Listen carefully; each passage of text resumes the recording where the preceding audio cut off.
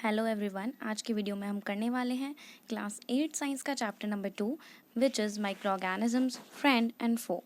ठीक है, तो इस चैप्टर को हम 2 पार्ट्स में कंप्लीट करेंगे। ये इस चैप्टर का पार्ट 1 है। तो चलिए स्टार्ट करते हैं। सबसे पहले हमारे चैप्टर का नाम है micro organisms friend and foe. ठीक है, तो चलिए स्टार्ट करते हैं। देखिए, सबसे पहले माइक्रो ऑर्गेनिजम्स का मीनिंग क्या होता है। ठीक है, माइक्रो ऑर्गेनिजम्स होते क्या हैं।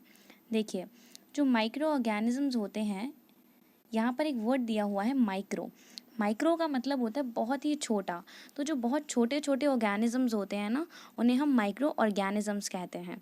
ठीक है, जो छोटे छोटे प्राणी होते हैं, ठीक है, उन्हें।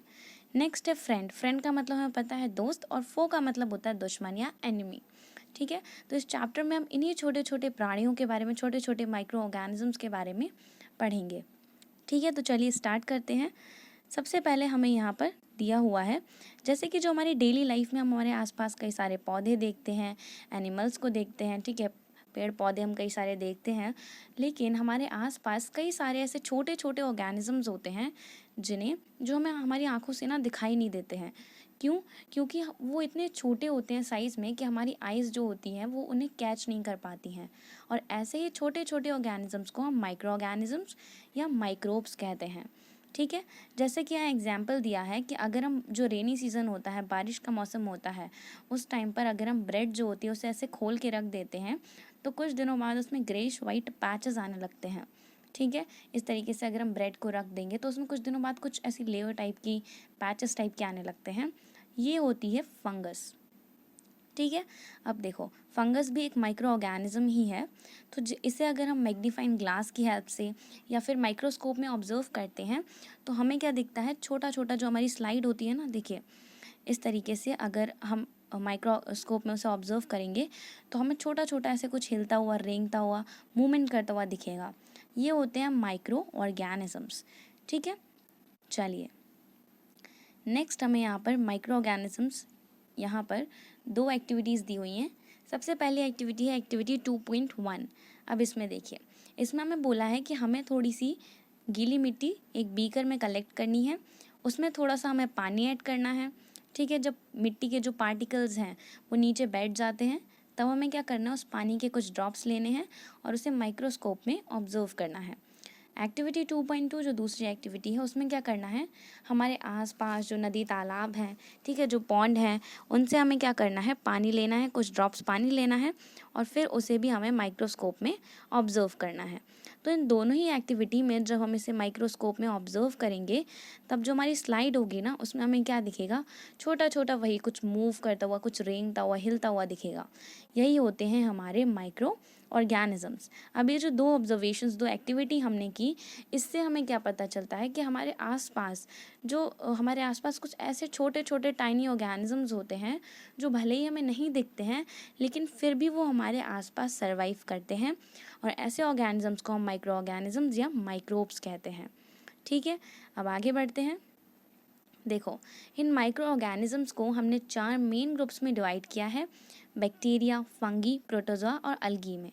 ठीक है, अब वायरसेस जो होते हैं ये भी माइक्रो ऑर्गेनिजम्स के अंदर ही आते हैं। ठीक है, अब यहाँ पर देखो, यहाँ पर हमें कुछ डिसीज़ेस के बारे में दिया है, जैसे कि देखो, हमें कॉमन कोल्ड हो जाता है, ठीक है, फ्लू हो जाता है, कफ हो जाता है। ठीक है, ये सारे वायरसेस की वजह से होते हैं। ठीक है, और कुछ जो जैसे सीरियस डिसीज़ेस होती हैं, जैसे कि पोलियो, चिकन पॉक्स, ठीक है, ये सारी भी वायरसेस की वजह से होती हैं।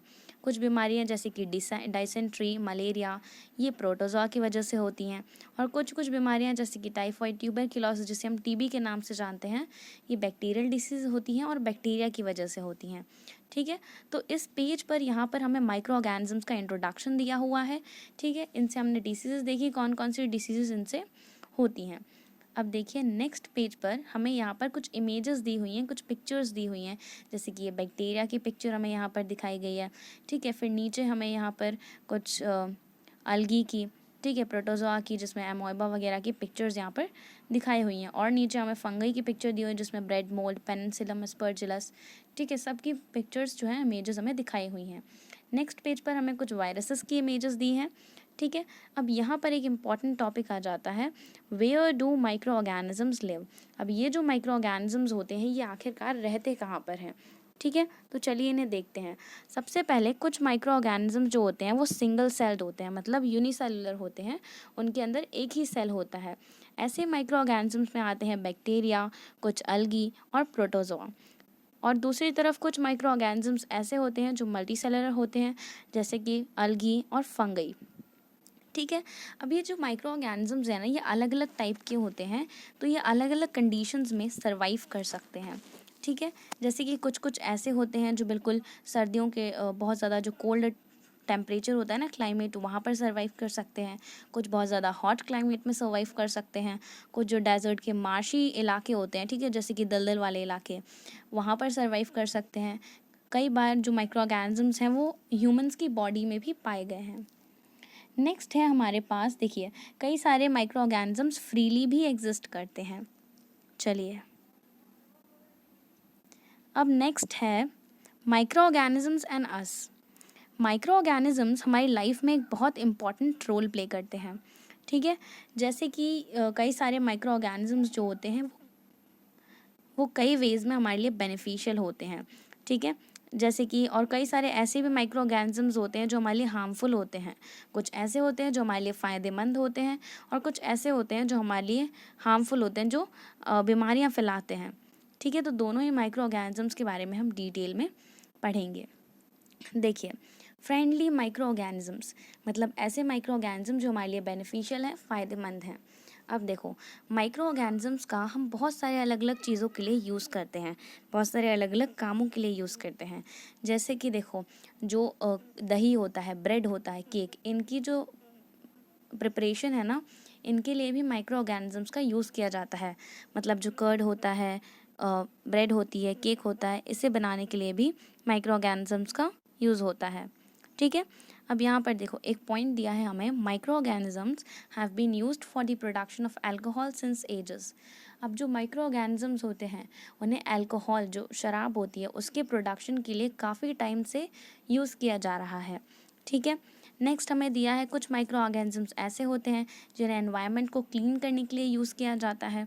ठीक है, कुछ कुछ ऐसे होते हैं जिन्हें मेडिसिन बनाने के लिए, दवाइयाँ बनाने के लिए यूज़ किया जाता है। ठीक है, अब यहाँ पर देखो, कुछ कुछ ऐसे माइक्रो ऑर्गेनिजम्स होते हैं जो क्या करते हैं, एटमॉस्फेयर से नाइट्रोजन फिक्स करते हैं और सॉइल की फर्टिलिटी बढ़ाते हैं।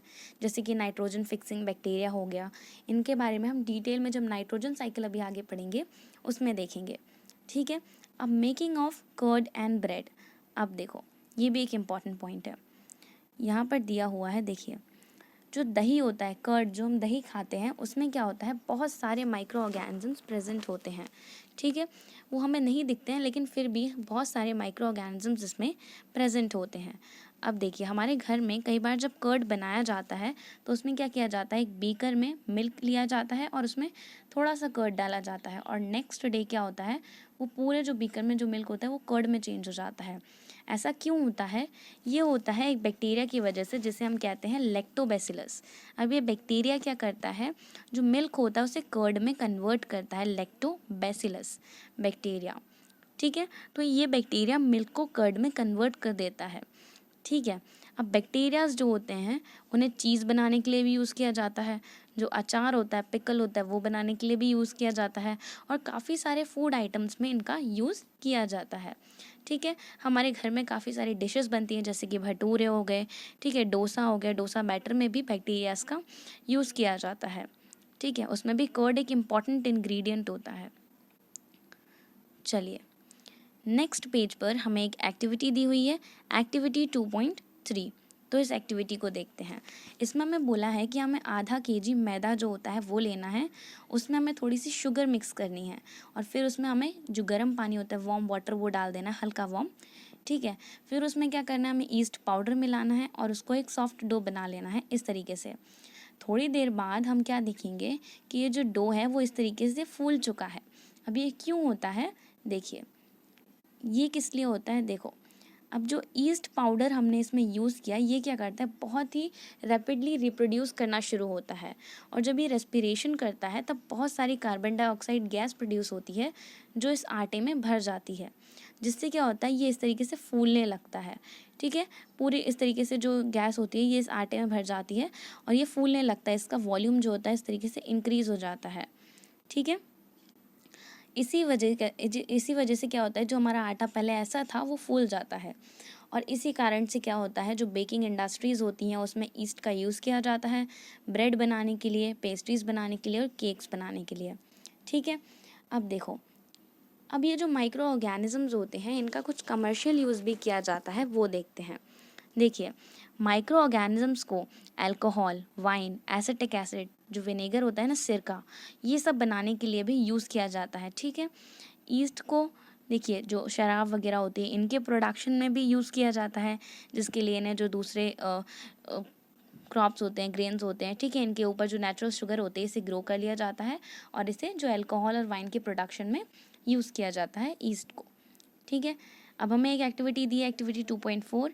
इसमें हमें क्या करना है, एक बीकर में हमें 500 ml जो है वाटर लेना है, उसमें हमें 2 से 3 ml जो, देखिए हाँ, 2 से 3 स्पून क्या करनी है, उसमें हमें शुगर ऐड कर देनी है। ठीक है। और फिर हमें उसमें हाफ स्पून ईस्ट पाउडर डाल देना है। ठीक है। 4 से 5 घंटों के लिए फिर उसे हमें कवर करके रख देना है उस सॉल्यूशन को, और फिर उसकी थोड़ी देर बाद 4 से 5 घंटों बाद हमें उसे स्मेल करना है। अब जो स्मेल उसमें से आएगी ना, वो स्मेल होगी हमारी अल्कोहल की, शराब की। क्यों? क्योंकि जो शुगर है वो शराब में, जो अल्कोहल होता है उसमें कन्वर्ट हो गई होती है ईस्ट के थ्रू। तो ये जो प्रोसेस होती है, ये जो कन्वर्जन होता है शुगर का अल्कोहल में, इसे हम फर्मेंटेशन कहते हैं। ठीक है। इसे लाउस पेस्टर ने डिस्कवर किया था 1857 में, फर्मेंटेशन की प्रोसेस को। चलिए, medicinal uses of micro organisms, ये क्या होता है? देखिए, जब भी हम बीमार पड़ते हैं तो हम डॉक्टर के पास जाते हैं। डॉक्टर्स हमें कुछ टैबलेट्स देते हैं, कुछ दवाइयाँ देते हैं जिन्हें हम एंटीबायोटिक्स कहते हैं। अब ये एंटीबायोटिक्स होती क्या है? कई बार हम लोगों ने एंटीबायोटिक्स का नाम भी सुना होगा, लेकिन अब ये एंटीबायोटिक्स होती क्या है? मेडिसिन्स विच किल्स और stop the growth of disease causing microorganisms are called antibiotics. अब ये कुछ ऐसी दवाइयाँ, ऐसी मेडिसिन्स होती हैं जो डिसीज कॉजिंग माइक्रो ऑर्गेनिजम्स होते हैं, जिन्हें हम पैथोजेंस के नाम से जानते हैं, जो बीमारियाँ फैलाते हैं। ठीक है। ये उनको किल कर देती हैं, मार देती हैं, उनकी ग्रोथ को हमारी बॉडी में स्टॉप कर देती हैं बिल्कुल। कुछ एग्जांपल्स दिए हैं। इन एंटीबायोटिक्स को भी ना बैक्टीरिया और फंगई की हेल्प से बनाया जाता है। ठीक है। जैसे कि स्ट्रेप्टोमाइसिन, टेट्रासाइक्लाइन। ठीक है। ये सारी मेडिसिन्स को किससे बनाया जाता है? बैक्टीरिया और फंगई की हेल्प से। ठीक है। नीचे चलते हैं। यहाँ पर हमें दिया हुआ है, देखिए 1929 में अलेक्जेंडर फ्लेमिंग जो थे, ये जो culture of disease causing bacteria थे ना, इस पर वर्क कर रहे थे।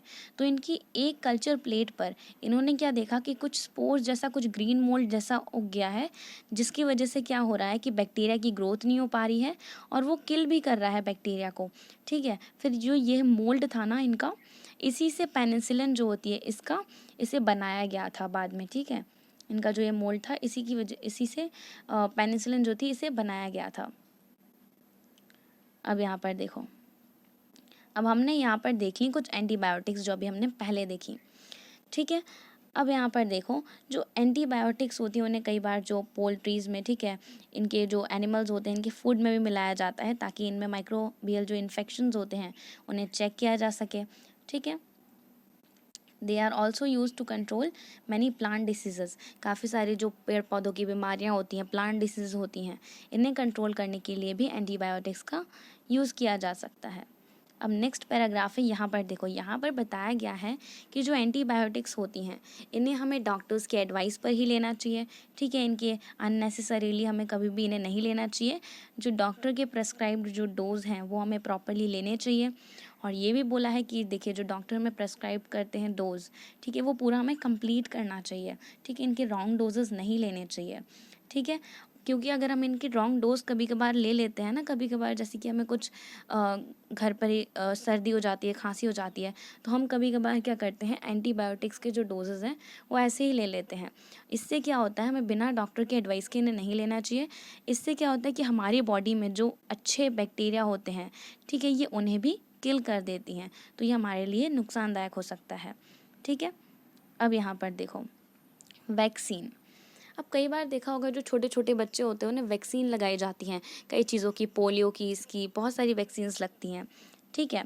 तो ये क्यों लगती हैं, देखो जब भी कोई डिसीज़ कैरिंग माइक्रोब होता है, ठीक है, जो पैथोजेंस होते हैं, ठीक है, बीमारियां फैलाने वाले माइक्रो ऑर्गेनिजम्स, वो हमारी बॉडी में एंटर करते हैं। अब एंटर कैसे करते हैं, देखो किसी भी वे में एंटर कर सकते हैं, जैसे कि बाय एयर एंटर कर सकते हैं, ठीक है, बाय वाटर एंटर कर सकते हैं, अगर हमने हैंड वॉश प्रॉपर्ली नहीं किया तो बाय हैंड्स एंटर कर सकते हैं, ठीक है। तो वो जब हमारी बॉडी में एंटर करते हैं तब क्या होता है, हमारी बॉडी एंटीबॉडीज़ प्रोड्यूस करती है। एंटीबॉडीज़ क्या करती हैं, इन माइक्रो ऑर्गेनिजम्स के साथ लड़ाई करती हैं, ठीक है, इनके साथ फाइट करती हैं और इन्हें क्या कर देती हैं, ख़त्म कर देती हैं, ठीक है। और कई बार क्या होता है, देखो कोई अगर नया माइक्रो ऑर्गेनिज्म हमारी बॉडी के अंदर एंटर करता है तो हमारी बॉडीज़ उसकी एंटीबॉडीज़ बना लेती हैं, एंटीबॉडीज़ प्रोड्यूस कर देती हैं। तो अगर दूसरी बार वो कभी हमारी बॉडी में एंटर करता है तो हमारी बॉडी को याद रहता है कि ये पहले भी एंटर किया था और वो इसे ईजिली किल कर देती हैं उस माइक्रो ऑर्गेनिज्म को, ठीक है। अब देखो, अब कई सारी बीमारियां होती हैं, ठीक है, उनकी वैक्सीन लगाई जाती है, ठीक है। बहुत सारी वैक्सीन्स लगाई जाती हैं, कोलेरा की, ट्यूबरकुलोसिस की, स्मॉल पॉक्स की, हेपेटाइटिस की, इन सारी चीज़ों की वैक्सीन्स लगाई जाती हैं, ठीक है। जो छोटे छोटे बच्चे होते हैं उनको वैक्सीन्स लगती हैं इन सारी चीज़ों की। अब एडवर्ड जीनर जो थे, इन्होंने स्मॉल पॉक्स की वैक्सीन निकाली थी 1798 में। स्मॉल पॉक्स एक बीमारी थी जो पहले फैली थी, ठीक है, बहुत फैली थी ये बीमारी भी। अब देखो यहाँ पर वही दिया है वैक्सीनेशन के बारे में कि वैक्सीन से क्या होता है कि हमारी बॉडी में वो एंटीबॉडीज़ आ जाती हैं, ठीक है, जिससे क्या होता है कि जो बीमारियाँ होती हैं ना वो हमारी बॉडी में फैलती नहीं हैं। जैसे कि पल्स पोलियो प्रोग्राम के अंदर पोलियो की वैक्सीन लगाई जाती है बच्चों को, ठीक है, ताकि उनको ये बीमारी ना हो, ठीक है। और वैक्सीनेशन अभी कई ह्यूमन बींग्स के अलावा कई सारे एनिमल को भी दी जा रही हैं ताकि वो भी जो डिसीज़ेज़ हैं उनसे बचे रह सकें, ठीक है। चलिए, इंक्रीजिंग सॉइल फर्टिलिटी। अब कुछ बैक्टीरियाज क्या होते हैं, कुछ ऐसे बैक्टीरिया होते हैं जो क्या करते हैं, एटमॉस्फेयर से नाइट्रोजन सॉइल में फिक्स करते हैं और सॉइल की फर्टिलिटी को बढ़ाते हैं। मतलब एटमॉस्फेयर से इस तरीके से नाइट्रोजन जो है ना ले करके वो फिक्स करते हैं सॉइल में और इसकी सॉइल की जो फर्टिलिटी होती है उसे इंक्रीज करते हैं, इन्हेंस करते हैं। इन बैक्टीरियाज को बायोलॉजिकल नाइट्रोजन फिक्सर्स भी कहा जाता है, ठीक है। अब यहाँ पर देखो, ये देखिए यहाँ पर जो डायग्राम दिया हुआ है, पिक्चर दी हुई है, ये एक नाइट्रोजन फिक्सिंग बैक्टीरिया की पिक्चर है। देखिए ब्लू ग्रीन अलगी, जिसे हम साइनोबैक्टीरिया के नाम से भी जानते हैं। तो ये याद रखना है कि ब्लू ग्रीन अलगी को ही साइनोबैक्टीरिया कहा जाता है। चलिए, क्लीनिंग द एनवायरनमेंट। तो यहाँ पर ना जो एक एक पॉइंट हमने पहले देखा था ना कि किस तरीके से बैक्टीरिया क्या क्या काम करते हैं, क्या क्या किन किन वेज़ में हमारे लिए बेनिफिशियल होते हैं, तो उन्हीं को हम डिटेल में पढ़ रहे हैं। अब देखो, क्लीनिंग द एनवायरनमेंट, कई बार बैक्टीरियाज जो होते हैं हमारे एनवायरनमेंट को क्लीन करने में भी हेल्प करते हैं, जैसे कि मैन्योर बनाना। अब हमारे घर में जो वेजिटेबल पील्स निकलते हैं, ठीक है, अगर फ्रूट्स ख़राब हो जाते हैं, ठीक है, जो पेड़ों की पत्तियां रहती हैं, अगर उनको हम एक पिट में, ठीक है, एक मिट्टी के गड्ढे में इस तरीके से डाल दें तो कुछ दिनों बाद क्या होता है, उधर पर मैन्योर बन के तैयार हो जाता है, जो प्लांट की ग्रोथ को, ठीक है, अगर हम उन्हें पौधों में डाल दें तो उनकी ग्रोथ बहुत अच्छी होती है, उन्हें न्यूट्रिशंस भी प्रोवाइड करता है। अब यहाँ पर एक और एक्टिविटी है, एक्टिविटी 2.5। इसमें बोला है कि हमें 2 पॉट्स लेने हैं, ए और बी, ठीक है। ए वाला जो पॉट है उसमें हमें प्लांट वेस्ट, जैसे कि प्लांट की पत्तियाँ हो गई जो टूटी हुई, ठीक है, वो डालना है, ठीक है, जो कुछ ख़राब फल फूल हो गए, वेजिटेबल पील्स, ये डाल देने हैं, ठीक है। और दूसरी वाली जो है ना, दूसरी जो पॉट बी है उसमें हमें क्या करना है, पॉलीथीन बैग, ठीक है, जो ग्लास की बॉटल्स होगी वो डाल देनी है, प्लास्टिक के जो खिलौने होते हैं वो डाल देना है, ठीक है। और 3-4 हफ्तों के बाद उन दोनों पॉट्स को हमें क्या करना है, ऑब्जर्व करना है, ठीक है। अब हम क्या देखेंगे, दोनों ही पॉट में क्या डिफरेंस होगा। देखिए, हम ये नोटिस करेंगे कि जो पॉट ए है वो क्या हो गया है, पूरा डिकम्पोज हो गया है, ठीक है, माइक्रो ऑर्गेनिजम्स ने उसे पूरा डिकम्पोज कर दिया, वो गायब भी हो जाएगा, जो जो चीज़ें हमने उसमें डाली थी ना वो गायब हो जाएंगी, ठीक है, क्योंकि माइक्रो ऑर्गेनिजम्स ने, डिकम्पोजर्स जो होते हैं ना माइक्रो ऑर्गेनिजम्स को, कुछ कुछ माइक्रो ऑर्गेनिजम्स को डिकम्पोजर्स भी कहा जाता है, क्योंकि ये डिकम्पोज करते हैं डेड और डिकेइंग मैटर को, ठीक है। और पॉट बी जो होगा उसमें वैसी का वैसी कोई चेंज नहीं होगा, जो चीज़ें हैं उसी में सेम पड़ी रहेंगी। जैसे कि हमारा पॉट ए है और ये पॉट बी है, तो इसमें क्या होगा कि अगर हम इसमें हमने क्योंकि सारी ऑर्गेनिक चीज़ें डाली थी, वेजिटेबल पील्स डाले थे, प्लांट वेस्ट डाला था, ठीक है, तो ये क्या हुई, जो डीकम्पोजर्स हैं, जो माइक्रो ऑर्गेनिजम्स हैं, उन्होंने क्या कर लिया, इसे डीकम्पोज कर लिया, ठीक है। और वेयर एज जो हमने दूसरा पॉट जो था हमारा ये वाला बी वाला पॉट, इसमें हमने क्या डाला था, प्लास्टिक की चीज़ें डाली थी। तो जो हमारे माइक्रो ऑर्गेनिजम्स होते हैं ना, वो प्लास्टिक को, ठीक है, प्लास्टिक के जो टॉयज़ वगैरह जो हमने इसमें यूज़ किए थे, इन्हें डीकम्पोज नहीं कर पाते हैं, ठीक है। तो ये वैसे ही का वैसे ही पड़ा रहेगा। और ये एक तरीके से हमारे जो एनवायरनमेंट होता है, ये जो प्लास्टिक होता है, ये हमारे एनवायरनमेंट को भी पॉल्यूट करता है, ठीक है। तो ये यहाँ पर बताने की कोशिश की गई है। देखिए यहाँ पर बताया भी है कि ये हार्मफुल होता है हमारे एनवायरनमेंट के लिए, ठीक है, हमारे एनवायरनमेंट को डिग्रेड करता है। चलिए, तो यहाँ पर इसका जो पार्ट 1 है इस चैप्टर का वो ख़त्म होता है, ठीक है। तो इस पार्ट 1 में हमने क्या देखे, बेनिफिशियल माइक्रो ऑर्गेनिजम्स, ऐसे माइक्रो ऑर्गेनिजम्स जो हमारे लिए फ़ायदेमंद होते हैं, बेनिफिशियल होते हैं, ठीक है। और हमने एक एक को डिटेल में पढ़ा, ठीक है। तो यहाँ पर पार्ट 1 ख़त्म होता है। पार्ट 2 में हम देखेंगे हार्मफुल माइक्रो ऑर्गेनिजम्स, मतलब ऐसे माइक्रो ऑर्गेनिज्म जो हमारे लिए अच्छे नहीं होते हैं, हार्मफुल होते हैं, ठीक है। तो अगर आप लोगों को ये वीडियो पसंद आया हो तो प्लीज़ हमारे चैनल को सब्सक्राइब कीजिएगा, बेल आइकन को प्रेस करिएगा और इस वीडियो को ज़्यादा से ज़्यादा अपने फ्रेंड्स के साथ शेयर कीजिएगा और लाइक कीजिएगा। Thank you for watching this video and thank you. जल्दी ही हम सेकेंड पार्ट भी अपलोड करेंगे।